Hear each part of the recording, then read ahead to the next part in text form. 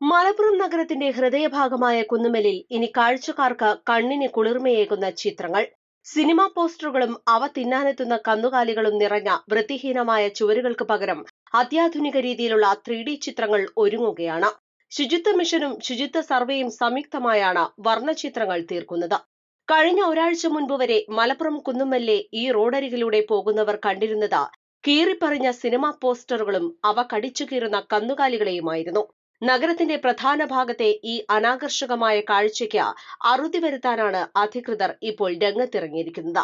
മലപ്പുറം മേൽമുറി സ്വദേശി പ്രശാന്തിന്റെ നേതൃത്വത്തിലുള്ള 6ഓളം കലാകാരന്മാരാണ് ഈ ചുവരുകളെ ക്യാൻവാസാക്കി മാറ്റുന്നത്. ഇവരുടെ പ്രത്യേകതകൾ ശ്രദ്ധേയമാണ്.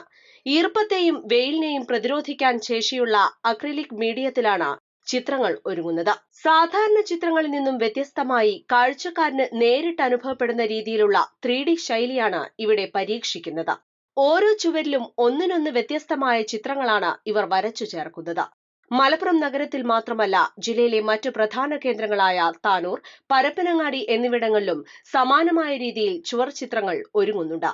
നഗര സൗന്ദര്യവൽക്കരണത്തോടൊപ്പം ശുചിത്വത്തെക്കുറിച്ചുള്ള അവബോധം കൂടി ജനങ്ങളിലെത്തിക്കുക എന്നതാണ് ഈ പദ്ധതിയുടെ ലക്ഷ്യം.